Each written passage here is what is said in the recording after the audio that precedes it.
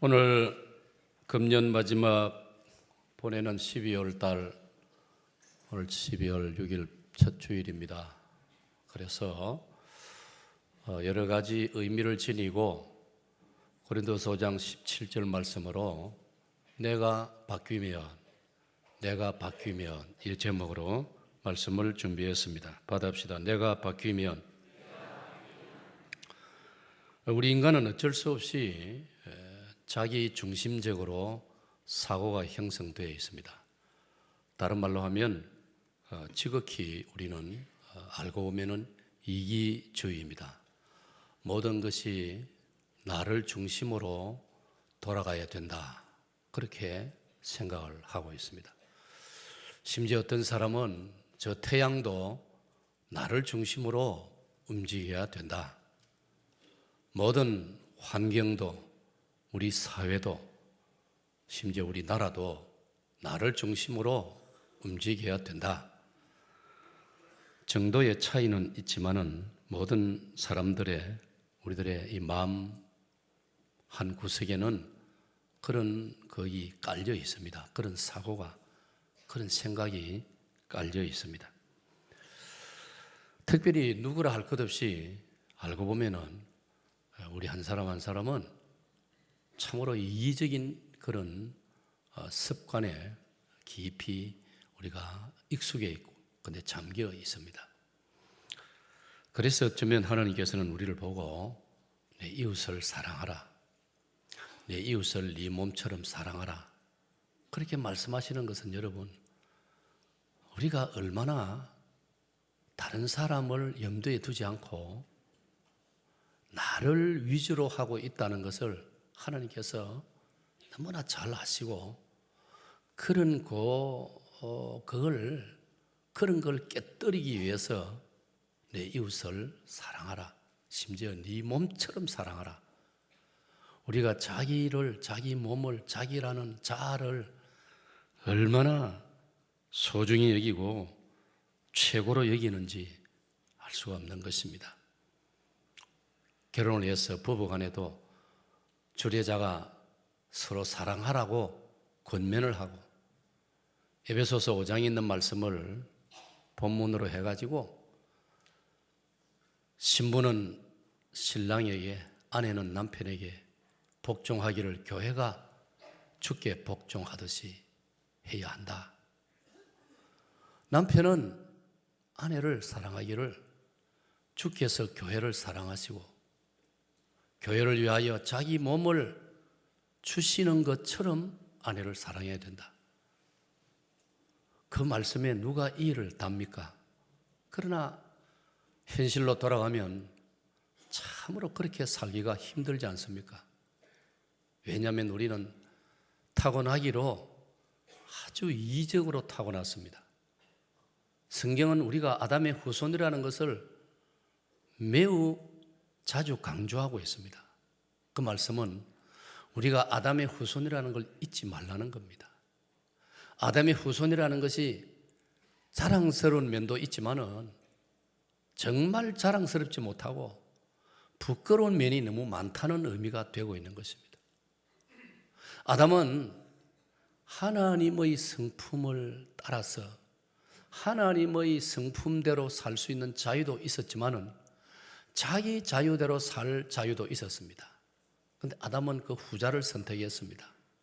하나님의 성품을 따라 살아보려고 노력하기보다는 자신의 생각을 따라, 자신의 사고를 따라, 자신의 취향을 따라서 사는 쪽을 선택을 했기 때문에 오늘 우리가 조상 아담의 후손이라고 성경이 강조하는 것은 바로 저와 여러분의 속에 그런 조상 아담의 성품이 고스란히 그대로 우리에게 이렇게 존재하고 있다는 것을 의미를 하고 있습니다.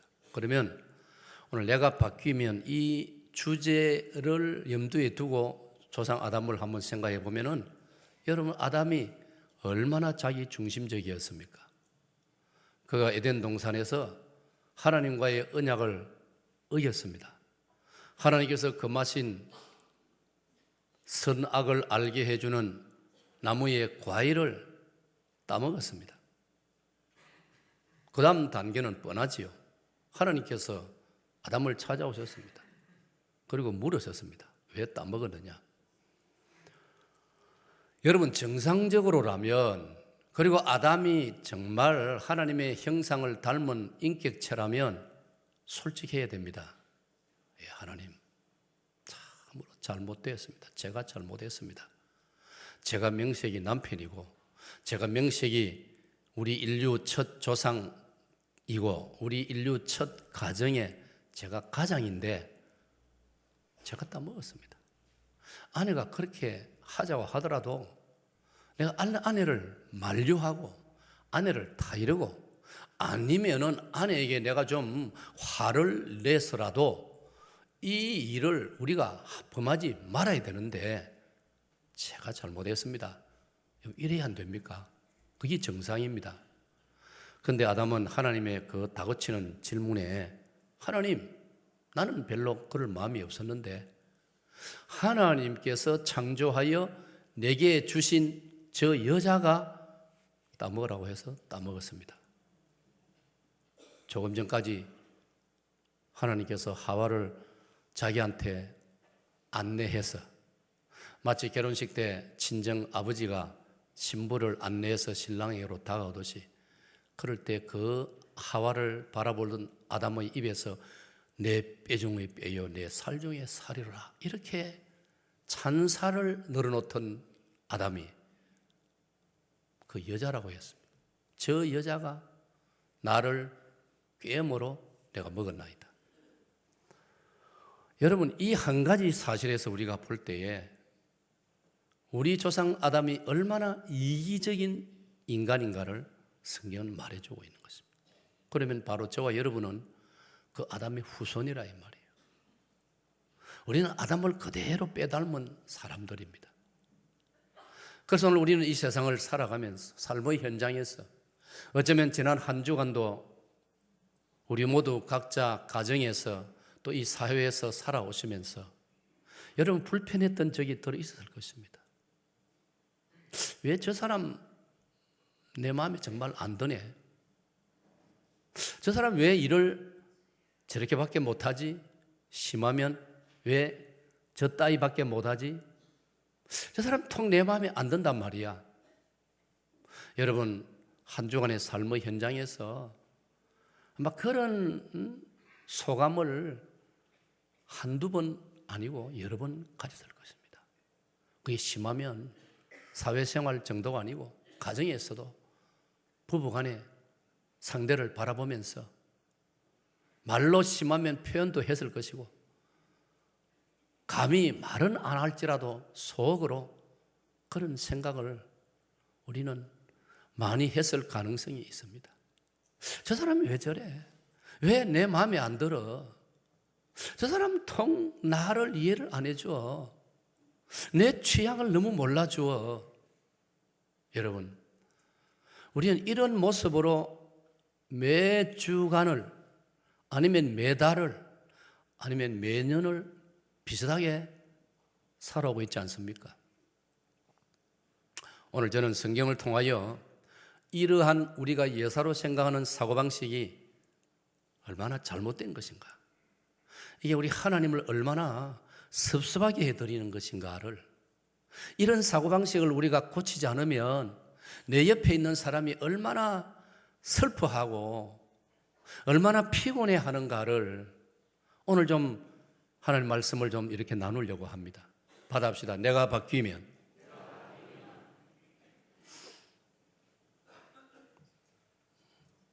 우리는 태어나면서부터 부모님으로부터 일방적인 사랑을 받고 자라왔습니다. 어쩌면 이것이 상당히 문제가 된다라고 저는 생각을 해봅니다. 한 측면에서. 아니, 생명이 태어나서 부모님으로부터 일방적인 사랑을 받고 자라는 거, 목사님 뭐가 잘못되었습니까? 여러분이 그렇게 질문할 수도 있을 거예요. 그게 잘못된 건지 그게 괜찮은 것인지 그건 모르겠습니다만은 우리가 그렇게 길들여 있습니다. 부모님으로부터 일방적인 사랑을 받기만 하면서 자라다 보니까 우리는 좀 자라고 나서도 아니, 어른이 되고 나서도 사랑받는 데만 익숙하고, 그리고 사랑을 받아도 고마워할 줄 모르고, 나는 사랑할 줄 모르는 이런 사람이 될 위험성이 얼마나 많은지 모릅니다. 어떤 글을 보니까 인류 역사에서 그 자녀들을 아주 강하게 키우는 그 스파르타 민족 같은 경우에는 아이가 태어나면 차가운 물에 집어넣어 버린답니다. 설마 죽으라고 집어넣는 건 아니겠지요.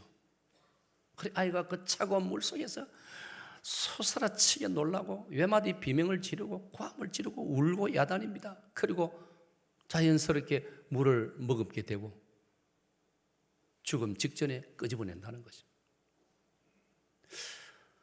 아마도 그 민족의 부모들은 아이들에게 너희들이 자라야 될 세상은 이런 어려움이 기다리고 있다. 세상은 만만한 것이 아니다. 일방적으로 받기만 하고 기대기만 하고 모든 걸 다 해주기만을 기다려서는 안 된다. 그런 것을 이 아이에게 아직 태어난 어린 아기지만은도 이런 어떤 본능을 심어주고 싶어서 그리하지 않겠습니까? 교육학에서는 그것도 상당히 의미가 있다라고 주장하는 학자들도 있습니다, 여러분.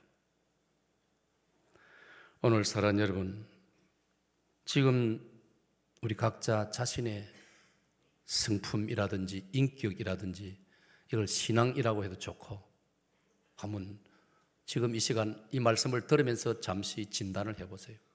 나는 사랑을 받는 데만 익숙하고 사랑을 베푸는 데는 너무나 훈련이 되어 있지 않지는 않는가? 지금이야 뭐 집집마다 다 아들이 하나입니다. 우리가 어릴 때는 마을에 외동으로 있는 집이 한두 집뿐이었습니다. 집집마다 아들이 얼마나 많습니까? 그런데 그때는 틀림없이 그랬습니다. 외동으로 있는 집 아이들은 버릇이 없었습니다. 죄송합니다. 어른들 중에 혹시 외동 되시는 분? 보편적으로 그랬다는 겁니다. 그래서요, 그때는요, 외동 아들 집에 시집 가기를 겁을 냈습니다. 왜? 습관이 잘못되어 있기 때문에. 요즘은 외동 아들 집 편하다고 오히려 선호하고 있습니다. 집집마다 다 요즘은 외동이지만 지금 제가 강조하는 요지는 우리는 환경으로 인해서도 그렇고 아담의 후손으로서 타고날 때부터 본성적으로도 그렇고 너무나 이기적이라 이 말이에요.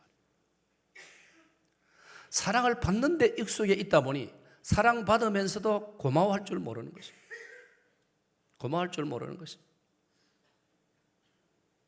그러면서 나는 사랑을 베푸는데 얼마나 인색한지 모릅니다. 죄송합니다. 이런 생각이 떠오르네요. 노예와 총회를 섬겨봐도 그래요. 노예와 총회의 지도자 되는 분들도요, 노예와 총회로부터 뭔가 혜택을 받고자 하는 데 익숙해 있지. 내가 몸담고 나를 목사가 되도록 제도적으로 모든 준비를 해주는 노회, 나의 신앙과 인격과 나의 목회를 감시를 해주고 지도를 해주는 총회에 대해서 고맙게 생각하고 내가 무언가를 좀 할 수 있는가 보다는 뭔가 그기로부터 혜택을 받으려는 생각이 너무나 자연스럽게 자리 잡고 있는 경우를 많이 보고 있습니다. 우리는 살아오면서 내 가까이 있는 사람에게 혹은 공동체의 사람들에게 왜 날 좀 인정해 주지 않느냐? 왜 날 좀 띄워주지 않느냐? 왜 날 좀 부각시켜 주지 않느냐? 왜 날 좀 칭찬해 주지 않느냐? 여러분, 이런데 우리가 얼마나 신경이 예민해 있습니까? 그러나 아니야. 저 사람이야. 저 친구야. 저 친구를 내세워야 돼. 저 친구가 정말 귀해. 여러분, 우리가 이런 마음을 내가 먹어본 경우가 얼마나 있습니까? 함석헌 씨의 시 가운데 너만이야라는 시가 있지 않습니까? 배가 파손이 되어서 구명정이 하나 남았을 때 이 구명정을 몸에 착용하고 살아야 될 사람은 내가 아니고 너다. 너만은 살아야 돼. 그 구절이 나옵니다. 여러분, 그런 마음을 정말 우리가 아무나 가질 수 있겠습니까? 성경은 그렇게 하라고 했습니다. 요한복음 15장 13절, 사람이 친구를 위하여 자기 목숨을 버리면 이에서 더 큰 사랑이 없느니라. 친구를 위해서 목숨도 버릴 수 있어야 된다고 주님께서 말씀하시는데, 우리는 친구를 위해, 형제를 위해서, 내 공동체를 위해서, 내 사랑방의 식구들을 위해, 내 남녀 전도회에 살아가는 친구들을 위해서 덕담을 얼마나 해보았으며, 격려를 얼마나 해주었으며, 칭찬을 얼마나 해주었으며, 내가 아니야, 자네야, 자네가 이 일을 맡아야 돼, 자네가 우리를 더 잘 돌볼 수 있어. 여러분, 이런 덕담을 우리가 얼마나 해보았습니까?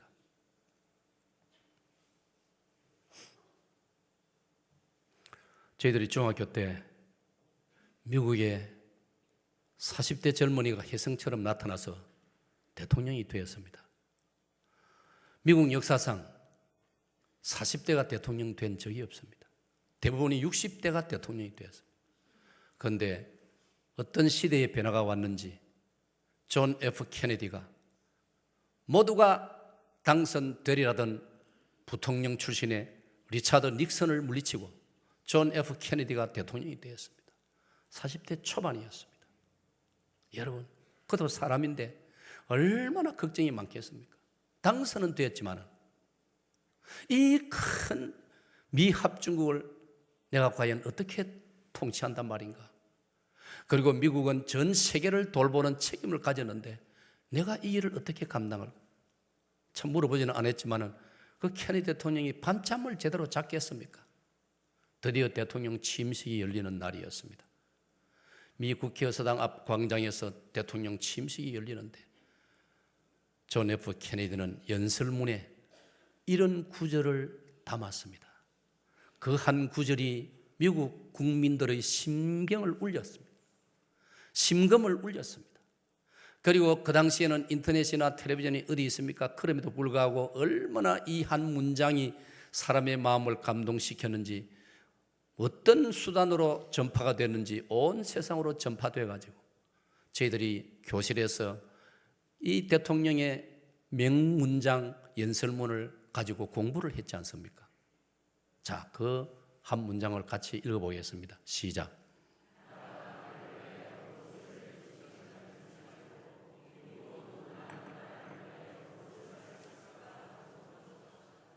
네, 저는 이 문장이, 이 단어 하나하나가, 이 구절이 참 제 마음에 감동을 줘.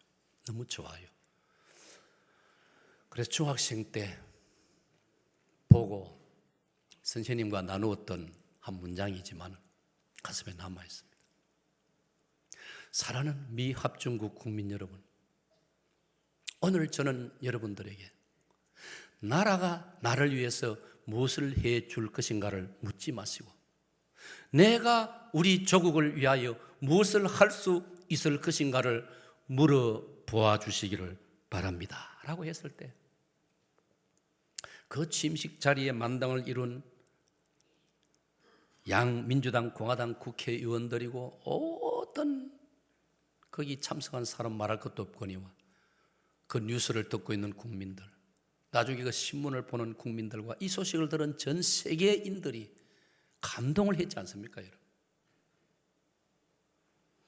오늘 저와 여러분은 그분들보다도 더 고상한 진리를 우리는 배우고 믿고 있고, 그 진리를 따르고 있고, 그 진리를 따라서 그래도 한번 살아보려고 몸부림치는 예수 그리스도의 사람들 아닙니까? 그렇다면 정말 우리가 2015년 마지막 달을 살면서, 그리고 2016년 이미 교회는 내년 달력이 도착해 있습니다. 우리 한번 이 주제를 가슴에 한번 새기면서 한 해를 정리하고 하나님이 허락하시는 새해를 의미 있게 맞이하는 그런 복이 있기를 축원합니다. 받아봅시다. 내가 바뀌면. 그러면 첫 번째로 강조하고 싶은 것은 왜 바뀌어야 되느냐? 왜 바뀌어야 되느냐? 여러분, 바뀌니까 얼마나 엄청난 역사가 일어났지 않습니까? 우리나라가 수천 년 동안 고정관념에 살아왔지 않습니까? 사람은 운명을 타고났다. 양반은 양반이고 쌍놈은 여전히 쌍놈이다. 여러분, 이 사상이 우리나라 5천 년을 지배해 왔습니다. 그러나 우리가 알듯이 우리 시대에 박정희 대통령이 나타나가지고 우리도 잘 살 수 있다.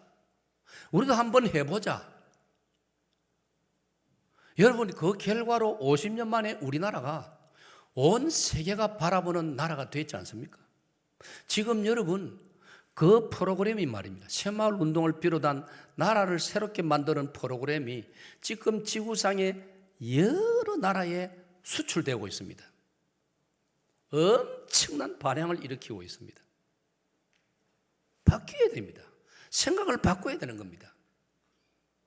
어떻게 태어날 때부터 양반이 따로 있고 쌍놈이 따로 있습니까? 다 아담의 후손인데, 다 하나님의 형상으로 지음받은 고상한 존재인데, 그런 때문에 우리는 지나친 교만도 물리쳐야 되지만은 지나친 열등감도 내버려야 할 줄로 믿습니다. 우리는 바뀌어야 될 분명한 이유를 가지고 있습니다. 첫 번째로, 우리가 바뀌어야 될 이유 첫 번째로, 시작.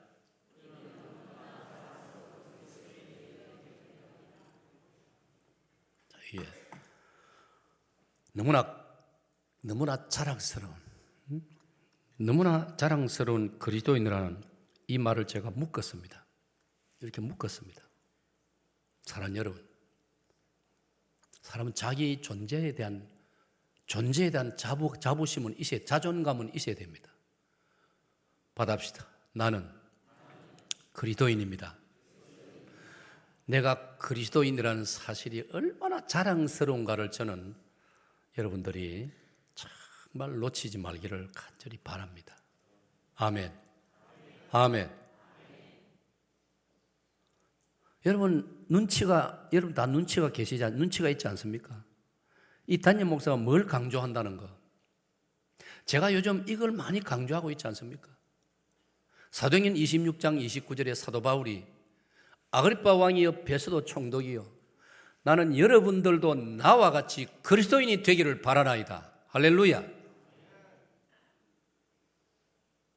바울만이 그리스도인인 것을 자랑스러워해야 됩니까?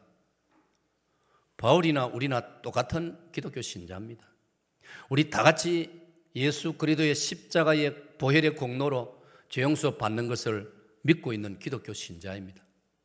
그러면 바울은 자기가 본래 기독교 신자가 아니었는데, 여러분, 바울은 모태 신자가 아닙니다. 그는 기독교를 반대한 사람입니다. 그는 기독교를 지상에서 없애버리려고 했던 사람입니다.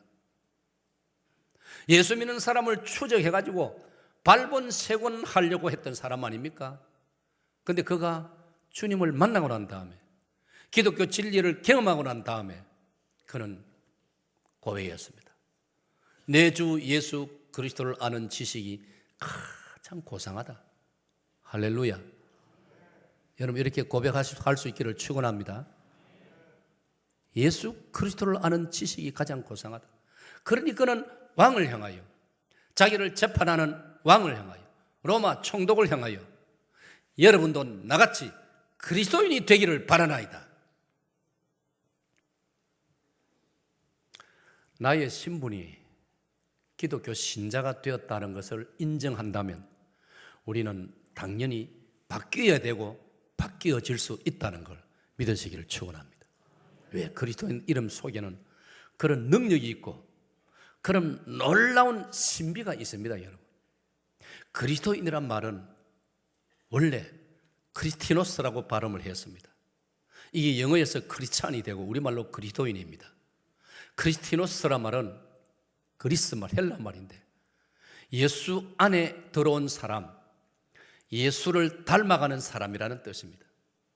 오늘 사랑하는 여러분, 저와 여러분은 예수님을 닮아가는 그리스도인이라는 사실을 꿈에도 잊지 마시기를 축원합니다. 그리스도인이 됐기 때문에 우리는 바뀌어야 되고 바뀔 수밖에 없는 것입니다. 사람이 지위가 직분이 사람을 만든다는 말이 있습니다. 우리 박근태 목사님, 아래 목요일 날 우리 중부산 노회에서 곡성교회 담임 목사로 우리 노회가 허락을 했습니다. 목사님들이 많이 오셔가지고 회의를 열고 박근태 목사님을 곡성교회 담임 목사로 노회가 결정을 하고 이제 파송을 하게 되었습니다. 여러분, 요 며칠 사이에 박근태 목사님 보니까 어떻습니까? 얼마나 달라졌습니까? 그럼 그래도 무게가 있고 얼굴도 전에 보면 좀 그렇게 보이는데 요즘 보니까요, 완전히 담임 목사급으로 올라와가지고 절 지금 추월하려고 해요. 지난 주일 저녁 설교하는데 얼마나 그 설교 내용의 말씀에 무게가 실리는지. 할렐루야. 그걸 내가 예배 마치고 수요일 저녁에 로비에서 박 목사님 만나가, 박 목사요, 오늘 내가 은혜 정말 많이 받았어. 곡성교회 가서 오늘처럼 설교하시오.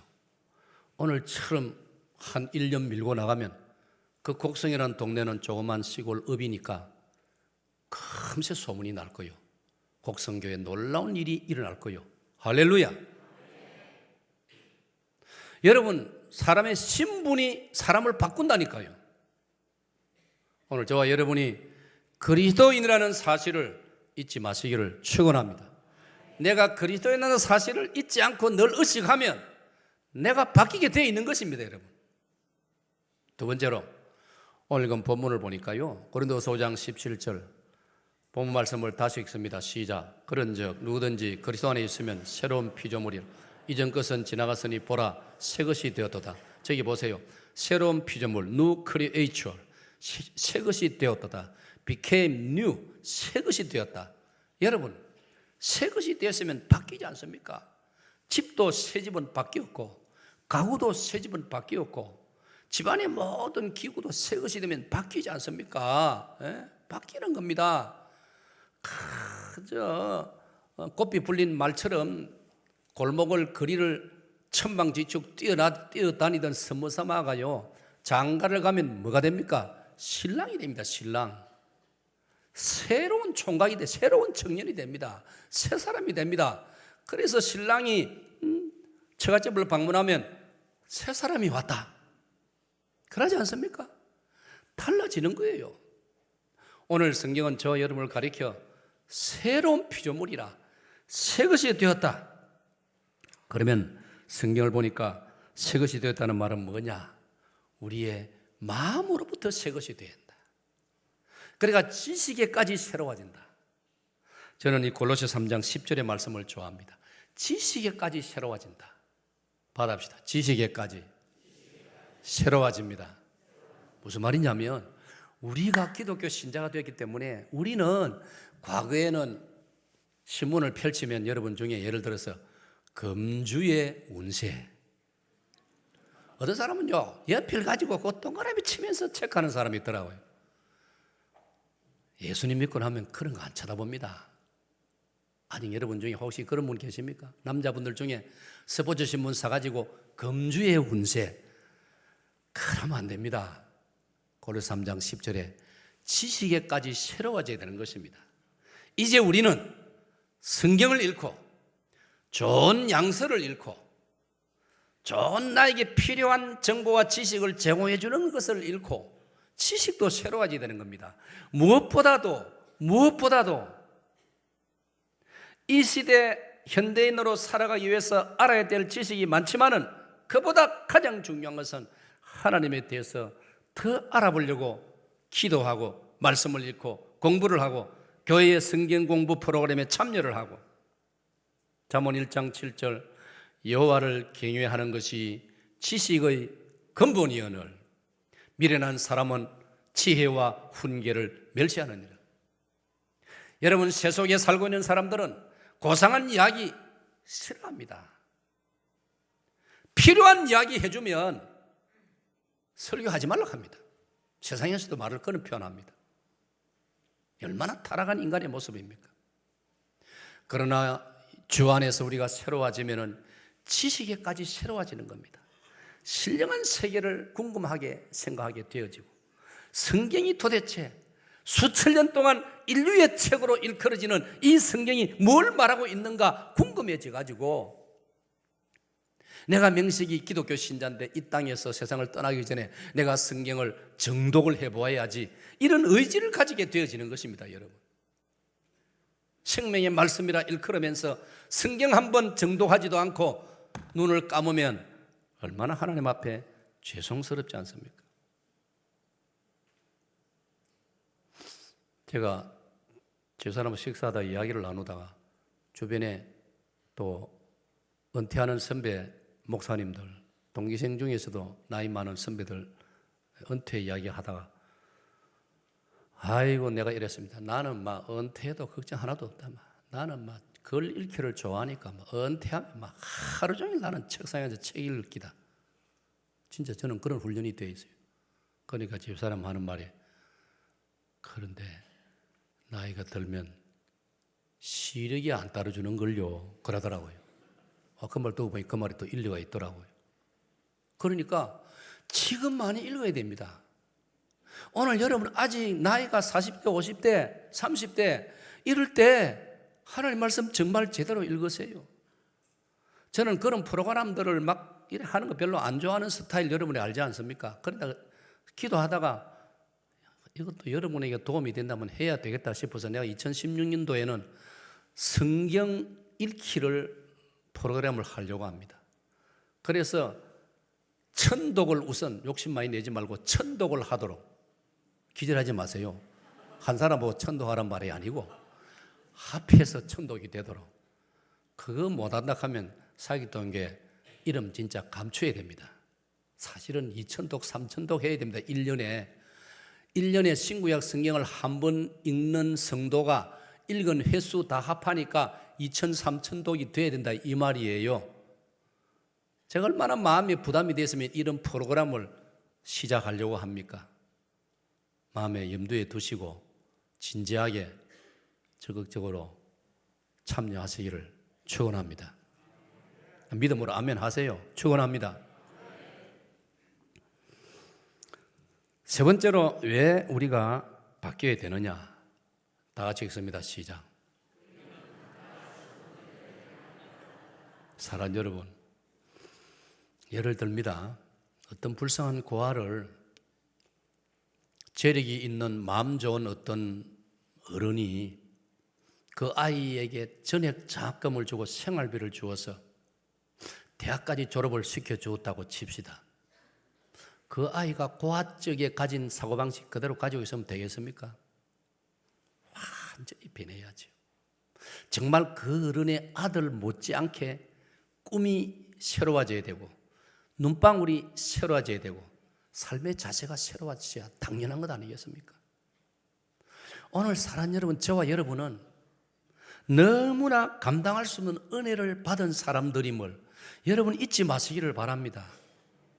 오늘 우리 찬양대가 찬양을 했지 않습니까? 맞습니까? 은혜 아니면. 어째 그리 잘 알았습니까? 내가 그 노래를 그래 좋아하는데. 받합시다. 은혜 아니면 나 서지 못하리. 여러분, 사람들이 몰라서 그걸 말 안 하는 것이지 이건 사실입니다. 하나님 은혜 때문에 여러분이 지금 여기 존재하는 줄로 믿습니다. 은혜가 아니면요 한치 앞을 내다볼 수 없습니다. 여러분, 은혜가 아니면요 무슨 일이 날지 알 수가 있습니다. 험한 세상에 우리가 받은 하나님의 은혜는 너무나 크고 다양합니다. 네? 그래서 찬송가 작가는 이런 노래도 불렀지 않습니까? 나 같은 죄인 살리신 주 은혜 놀라워. 여러분, 이 찬송의 영어 제목이 Amazing Grace입니다. Amazing Grace. Amazing이란 말은 너무나 놀랍다는 말이에요. 놀라운 은혜란 말이에요. 이게 왜 그 사람의 신앙 고백만 돼야 됩니까? 오늘 저와 여러분의 고백이 되기를 축원합니다. 여러분 각자 자기를 한번 돌아보세요. 이 나이까지 살아오도록 여기까지 여러분 힘으로 살아왔습니까? 네, 그렇습니다 할 만한 사람 아무도 없어요, 사실은. 네, 그렇습니다 하는 사람이 있으면 그 사람은 철이 안 들어서 그래요. 받아봅시다. 하나님 은혜로, 주의 은혜로. 그렇습니다. 주의 은혜로. 그래서 고전 15장 10절에 바울 사도는 나의 나 된 것은 내가 아니요 오직 하나님의 은혜로다. 할렐루야. 여러분, 나이가 들었다는 의미는 그 고백을 할 수 있어야 됩니다. 정말 자기가 은혜 받은 신자라고 한다면 이 고백이 나와야 됩니다, 여러분. 그래서 모든 신앙생활의 하나하나가 은혜로 연결이 돼야 되는 거예요. 그러니 안 바뀔 수가 있습니까, 여러분?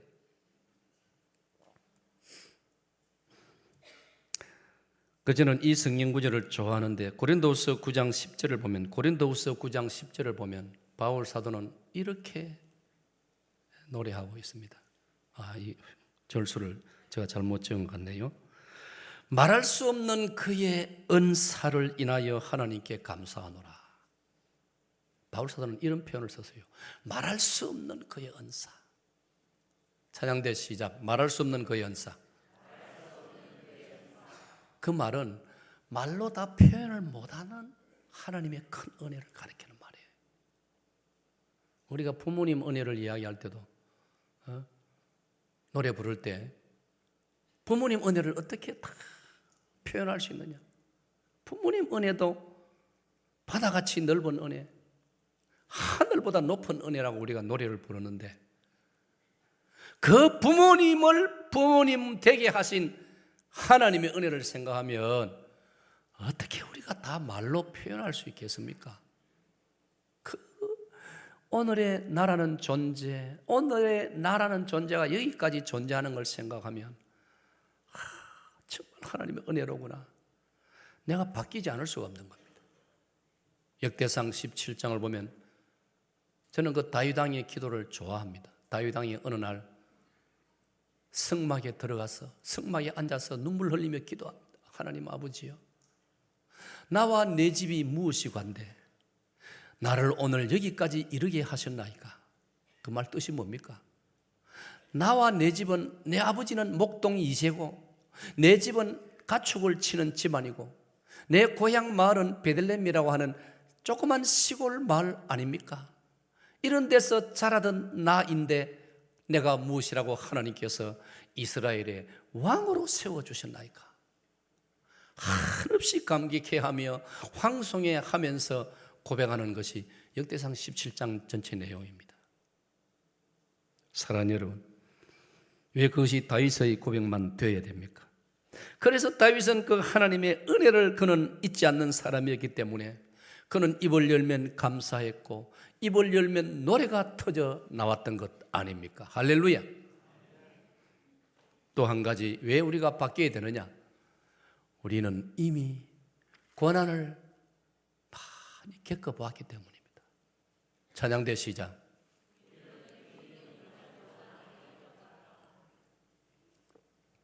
무슨 말입니까? 아이들이 말입니다. 아이들을 키울 때 아이들이 뜨거운 물에 겁없이 손을 넣었다가 한번 데이고 나면요, 물 조심합니다. 바다에 한번 빠지고 나면요, 수영 잘 안 하려고 합니다. 어떤 어른은요, 갈치를 안 먹더라고요. 얼마나 갈치가 맛있는데, 갈치 구워 놓으면. 우리 김해에서는 구운 것보다는 그 여름에, 초여름에 보리타작 할 때 입에 막 침이 돌 거예요. 내가 설명하면. 보리타작 할 때 애호박 따와가지고 거기다가 파 좀 썰어 놓고요. 그래가지고 찢어 놓으면요. 그죠? 그 갈치 찢어 놓으면요. 갈치 살이 통통한 요놈을 찢어 놓으면요. 거기다 감자 몇 개 썰어 놓고 해놓으면요. 얼마나 맛있는지 모릅니다. 저는 자라면서 우리 어머님이 그것 만드는데 선수입니다. 버섯 다음에 한번 해보소.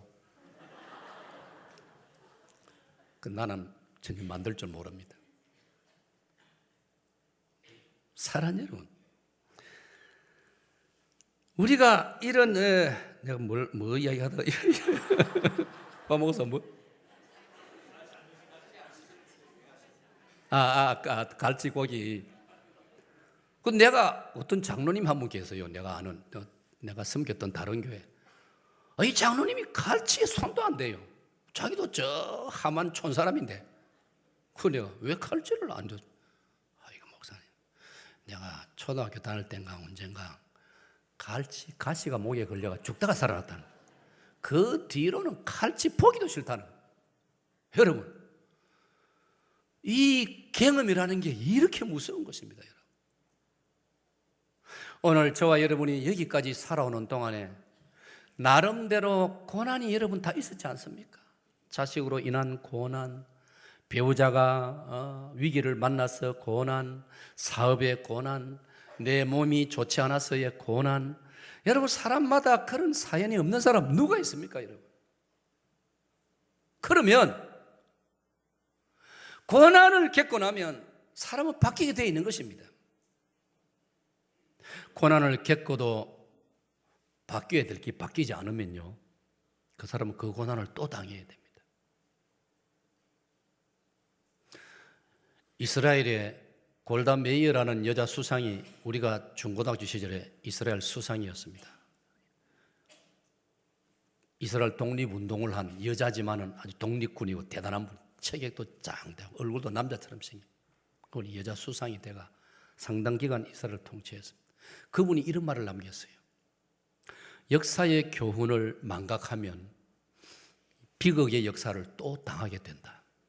그래서 이스라엘 사람들은 역사를, 비극을 잊지 않기 위해서 유대인들은 그 참혹한 자기들의 비극의 역사를 간직하고 있을 뿐 아니라요, 초등학교부터 고등학교 졸업할 때까지는요, 매년 그걸 개낙을 시킵니다.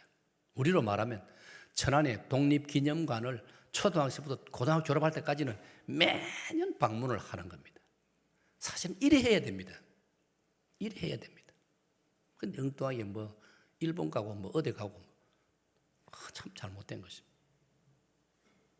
비극을 잊어버리면 또 당하게 되는 거예요. 고난을 제대로 겪은 사람은 바뀌게 되어 있습니다. 그 증거를 제가 말씀드릴게요. 시편 119편 67절을 보였습니다. 시편 119편 67절 다 같이요.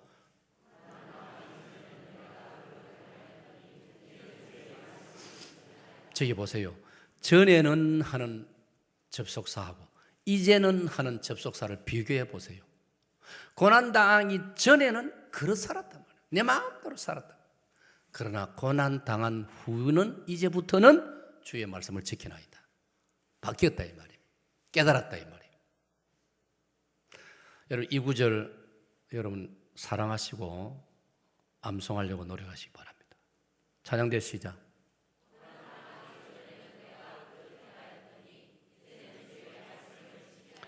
그 다음 71절을 보겠습니다. 다 같이요, 시작.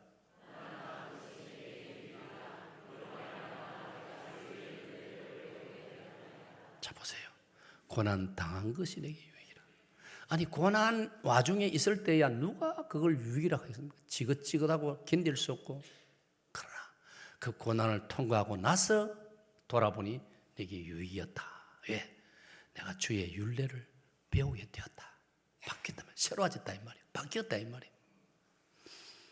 오늘 크고 작은 차이는 조금 있겠지만 우리 모두 다 인생길에서 고난을 겪어본 분들입니다. 그런 때문에 우리의 신앙과 우리의 인격과 우리의 인생이 바뀌어져야 할 줄로 믿습니다. 믿습니다. 죄송합니다만 저는 고난 이후에 여러분도 아마 느낄 겁니다. 제가 좀 바뀌었습니다. 제가 어떻게 바뀌었느냐? 많이 너그러워졌습니다. 박 목사님, 맞소? 제가 전에는요, 머리 홈파듯이 했어요.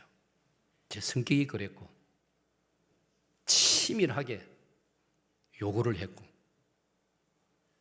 그러니 옆에 있는 사람이 얼마나 힘들었겠어요.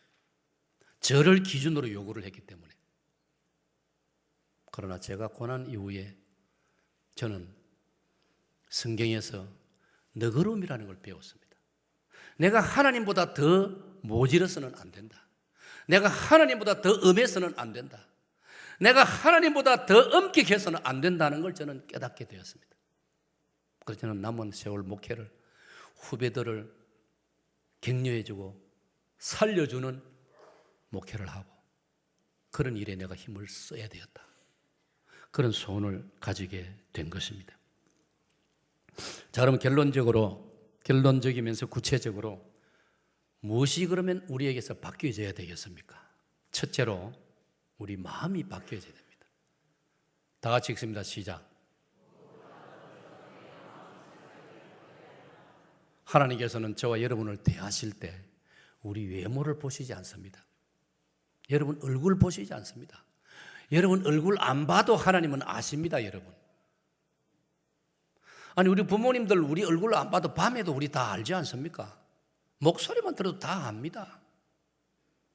하나님은 우리 마음을 보기를 원하십니다. 할렐루야. 그러므로 여러분 우리 마음이 바뀌어야 되기 때문에 마음 관리 좀 잘 합시다. 지금 도착해 있는 월간고신 12월로 이달호 보면요, 고려신학대학원의 신원아 교수가 성형이라는 제목으로 글을 써놨습니다. 꼭 일독을 권합니다. 특별히 여성 여러분 일독을 권합니다.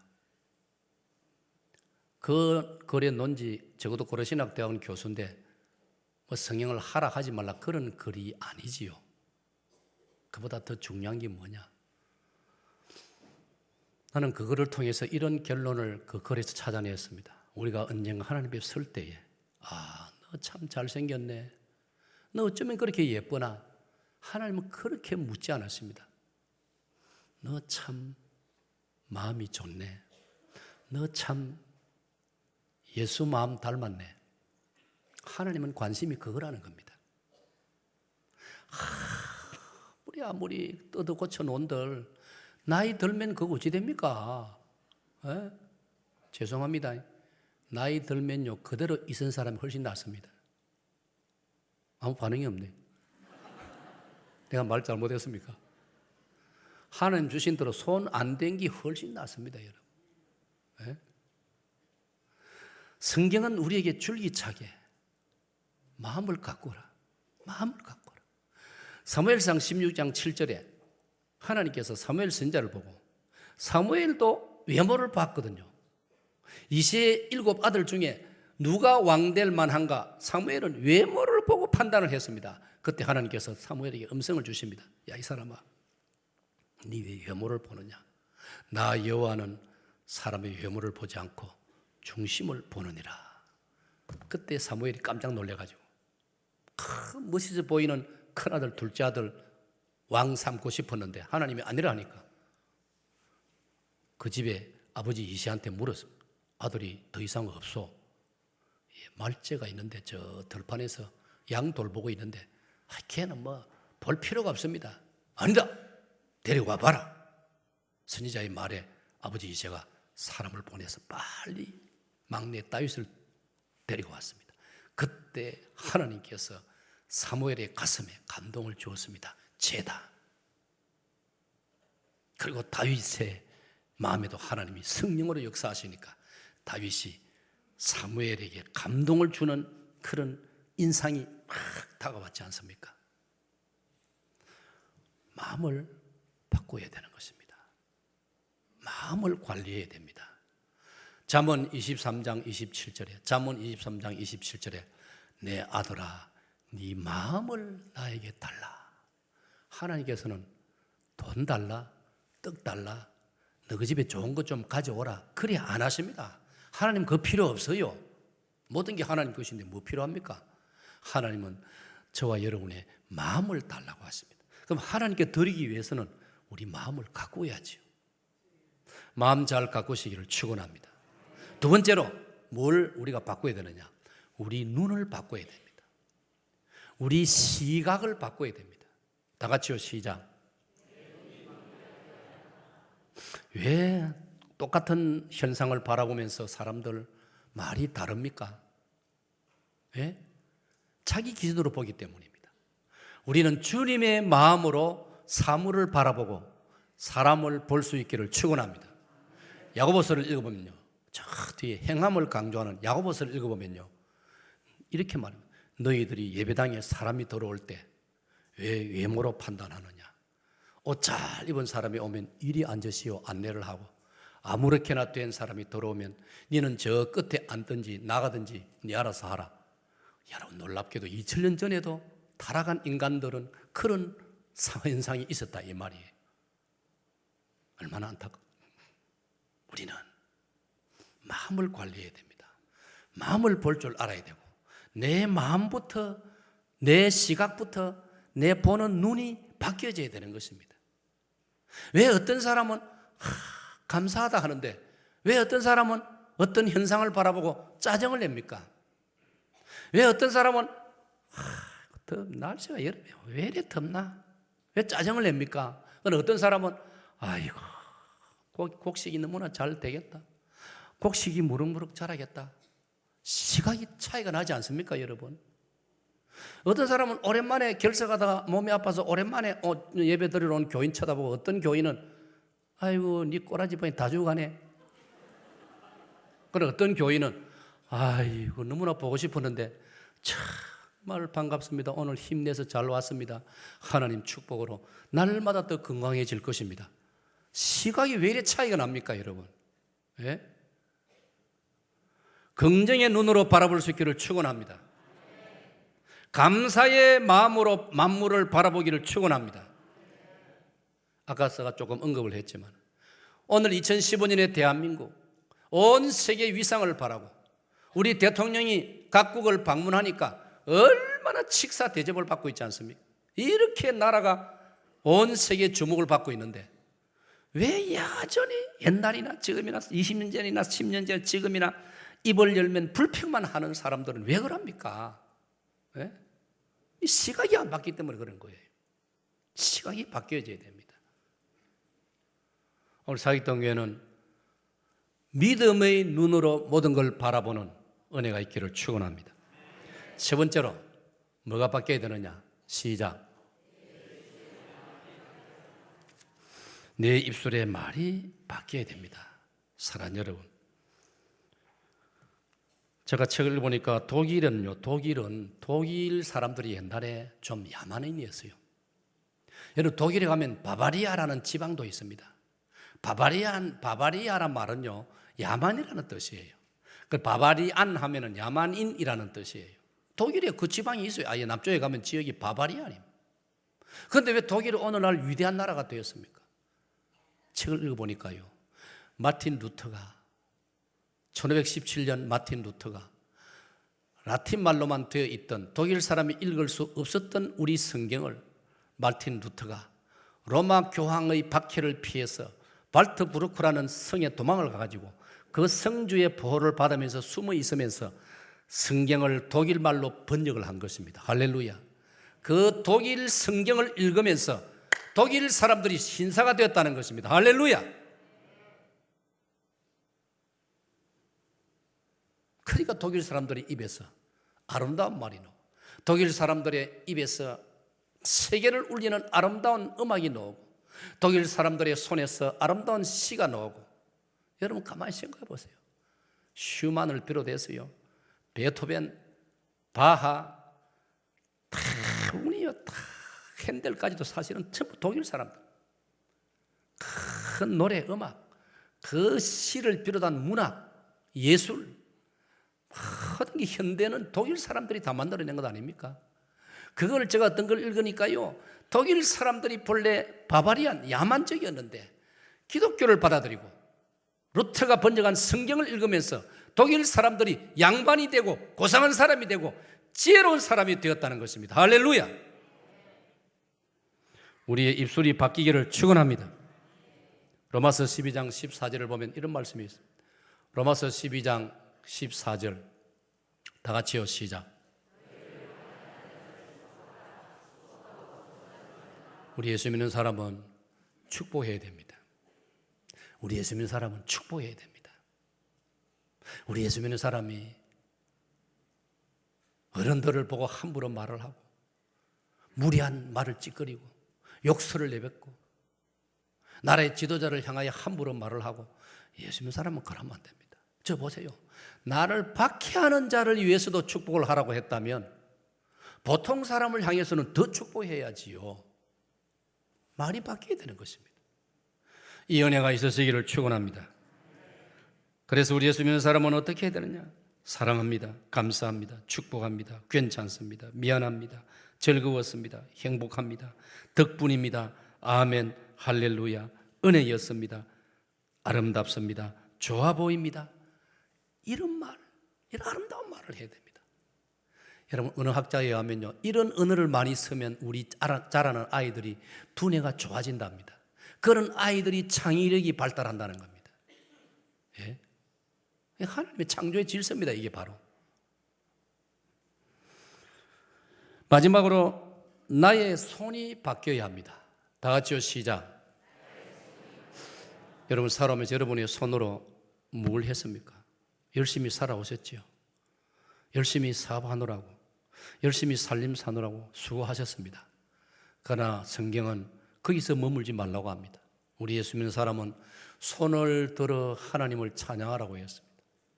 예배 시간에 예배 우리 시작할 때 예수 우리 왕이여 이 찬송 부를 때 여러분 손 드는 거 결코 거북하게 생각하지 마세요. 이거는 우리에게 주신 특권입니다.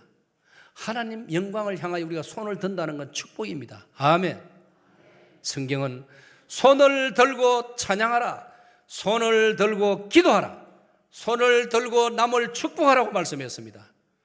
그리고 또 한 가지 성경은 손을 들고 뭐하라 했느냐? 손으로 부지런히 일하라. 손으로 부지런히 일하여, 네 손으로 부지런히 일하여 네 먹을 것이 있게 하고, 거기서 멈추지 말고 더 부지런히 일하여 다른 사람을 도울 수 있도록 하라고까지 말씀했습니다. 할렐루야. 바답니다. 내가 바뀌면 기도하겠습니다.